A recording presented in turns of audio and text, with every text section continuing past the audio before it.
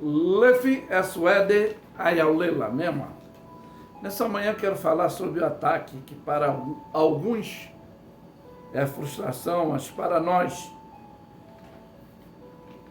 é uma preparação, um preparamento que faz nos estabelecer e ele desenvolve outras formas de defesa. Como é isso?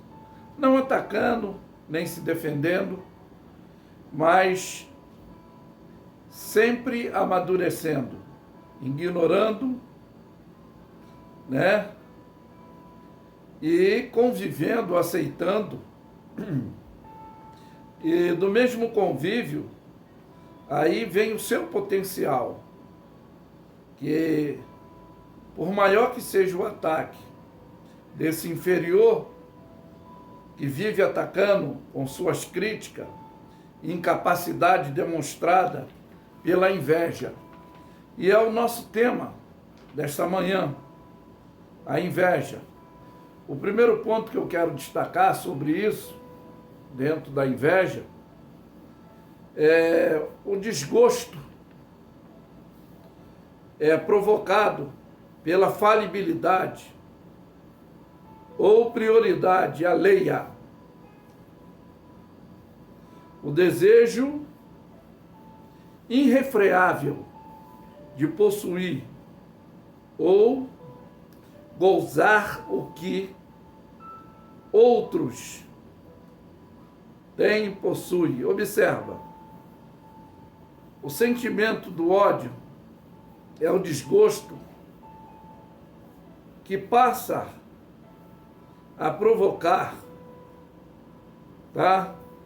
Ou pelo bem-estar, ou a prosperidade, ou a felicidade de outros. E o desejo é muito forte de possuir ou desfrutar por outra pessoa.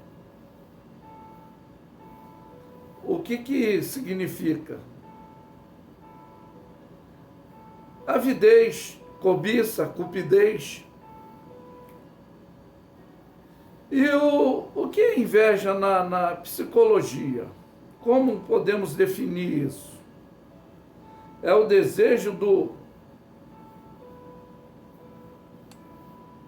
abrituoso, né? É o desejo de posse, de status ou habilidade de outras pessoas, que isso é a inveja, que é um sentimento controverso, que vai indicar algo positivo dentro dessa situação.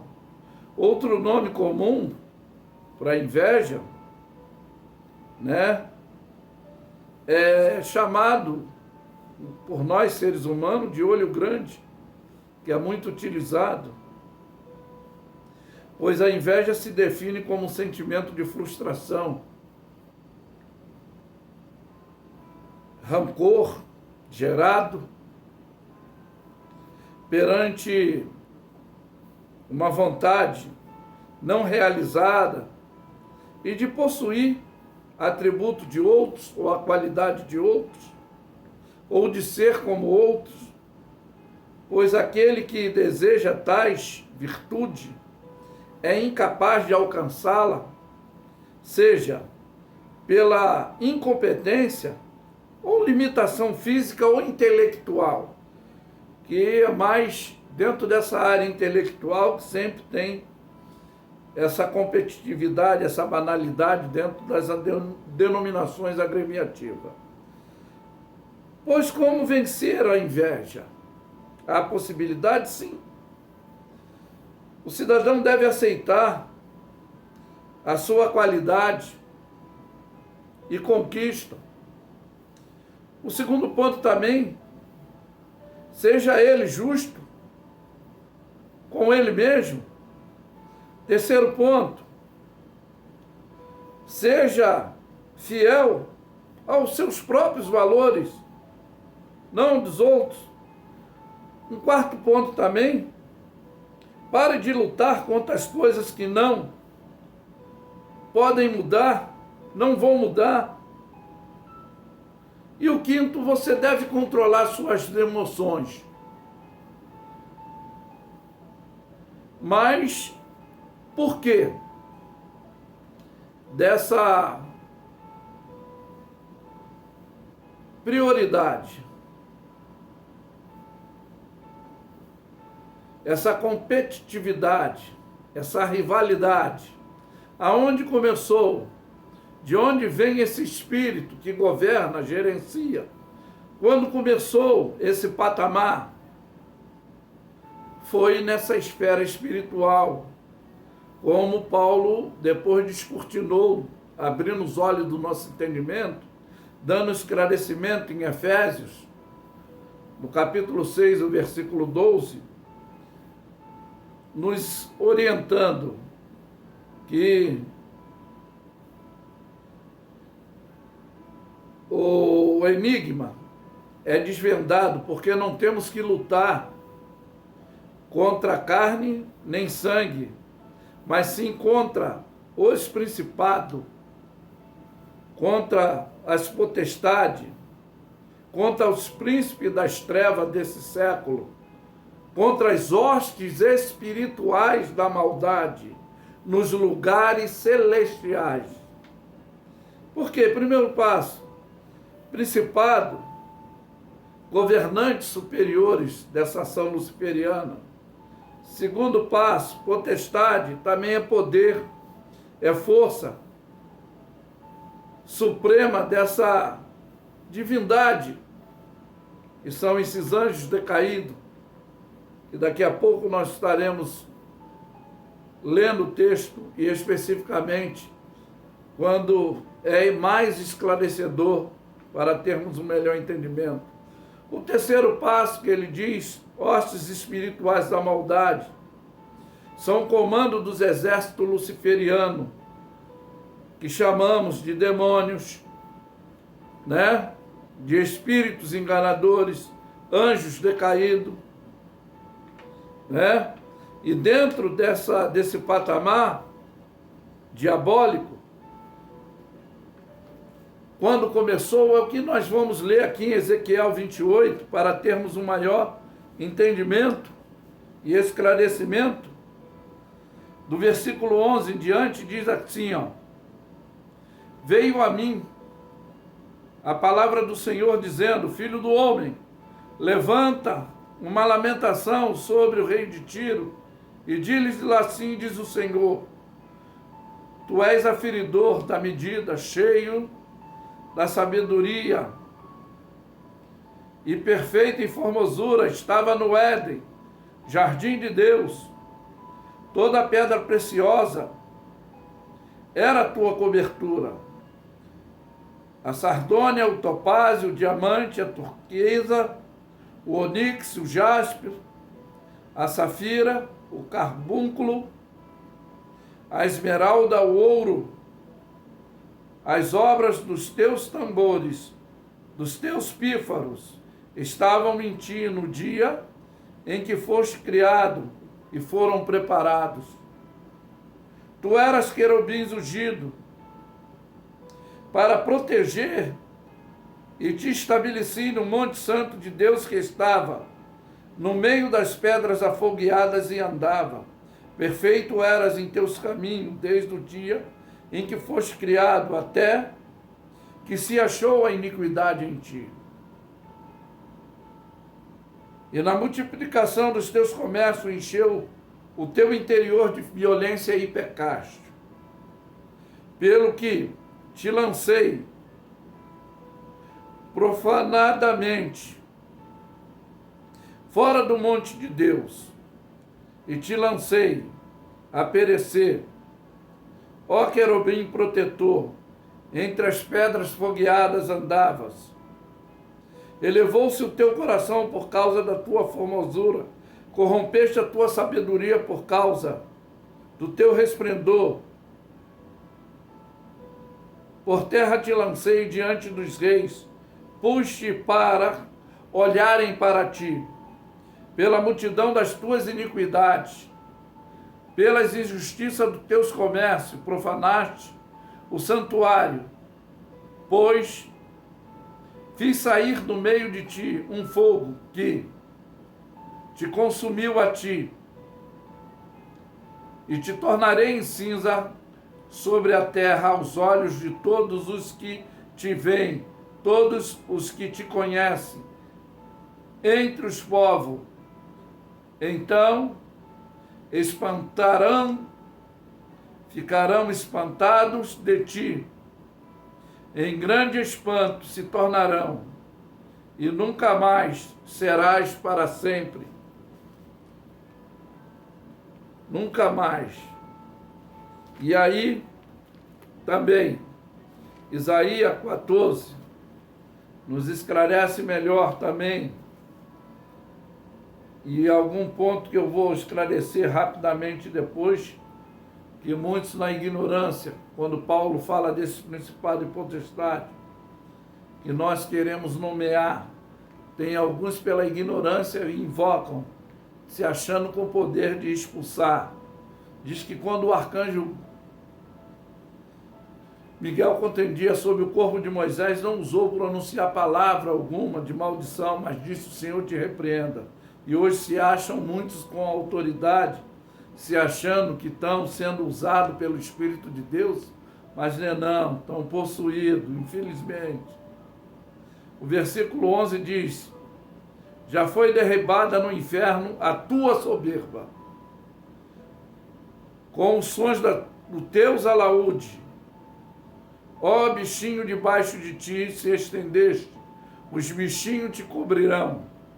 Como caíste do céu, estrela da manhã, filha da alva, como foste lançado por terra, tu que debilitava as nações. E tu dizia no teu coração: eu subirei ao céu, acima das estrelas de Deus exultarei o meu trono, e no monte da congregação me assentarei, da banda do lado do norte. Subirei acima da mais alta nuvem, e serei semelhante ao Altíssimo. E contudo levado serás ao inferno, ao mais profundo do abismo. Os que te virem te contemplarão, considerar-te-ão e dirão: este o varão que fazia estremecer a terra, e o que fazia tremer os reinos, que punha o mundo com um deserto e assolava as suas cidades, que os seus cativos não deixavam ir solto para a casa deles. Todos os reis das nações, todos eles jazem em honra, cada um na sua casa, mas tu és lançado na profundeza como um renovo abominável, com veste de mortos, atravessada a espada, com os que descem ao covil, de pedras como o corpo de mortos que é apisado. Com eles não te reunirá na sepultura, porque destruíste tua terra e mataste o teu povo. A descendência dos malignos não será nomeada para sempre. Preparai a matança para os filhos por causa da maldade dos seus pais, para que não se levante e possuam a terra e acham no mundo de cidade. Porque levantarei contra eles, diz o Senhor dos Exércitos, e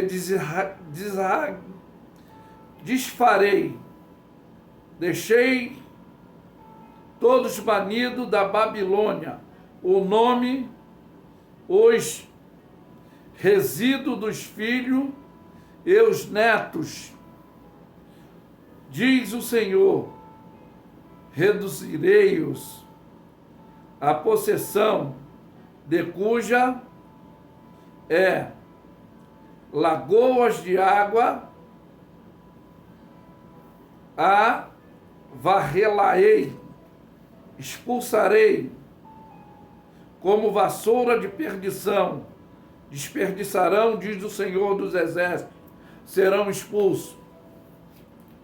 No livro de Judas, também, conforme eu citei, que o arcanjo não ousou pronunciar palavra, mas diz que tem espíritos em cavernas que estão trancafiados aguardando o dia do juízo, que nem todos esses, nessa esfera desse patamar, que estamos nessa condição aí de lutar, são esses rebeldes aqui, como o Abadão, Apolião no hebraico e no grego, que é o príncipe do abismo, que será solto, que não é o próprio diabo, são outros tipos de anjo, como diz o livro de Judas, que estão trancafiados em cavernas escuras, aguardando o dia do juízo.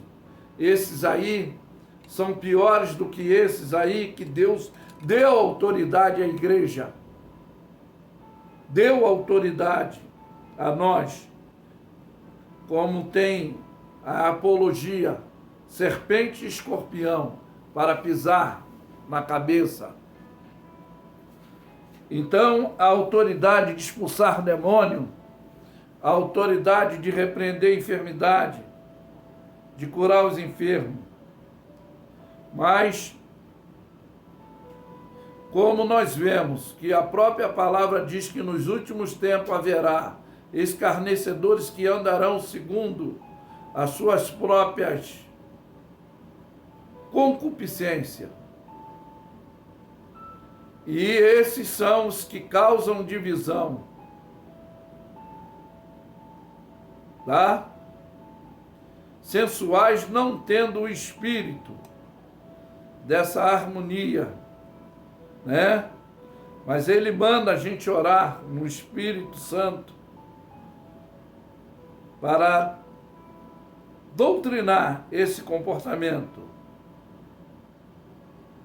E aqui a palavra de Deus, para encerrarmos, diz que Deus profetizou também Enoque, o sétimo depois de Adão, dizendo: eis que é vindo o Senhor com milhares dos seus santos, para fazer juízo contra e condenar dentre eles os ímpios por todas as suas obras ímpias, que impiamente comete, por todas as duras palavras que ímpios pecadores disseram contra ele. E esses murmuradores queixosos da sua sorte andam segundo as suas concupiscências, e cuja boca diz coisas arrogantes, admirando as pessoas por causa dos interesses. E conforme eu falei, a palavra de Deus diz aqui no versículo 9, mas o arcanjo Miguel, quando contendia com o diabo e disputava a respeito do corpo de Moisés, não ousou pronunciar palavra de juízo nem maldição contra ele, mas disse: o Senhor te repreenda. E esse, porém, dizem mal do que não sabem, naquilo que naturalmente conhecem, como animais irracionais que se corrompem. Tá? Então, por isso que a palavra de Deus, ela afirma que a nossa luta não é contra a carne, não é contra sangue, mas é contra principados e potestades, contra esses espíritos enganadores,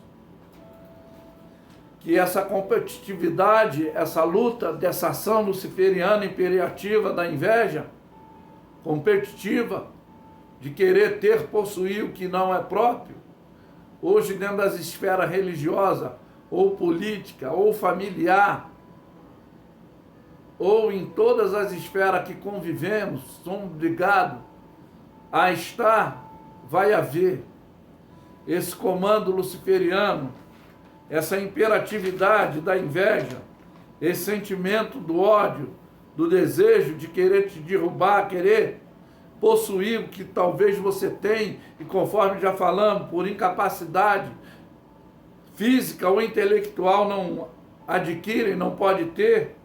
E aí te criticam, te apontam, mas tudo isso é o espírito da inveja que começou nesse patamar espiritual. Mas que fica essa mensagem esclarecedora. Eu afirmo que Luffy é suede ayaule la mema. Fiel é Deus, aleluia, amém? Tenham todos um bom dia. Fiquem na paz.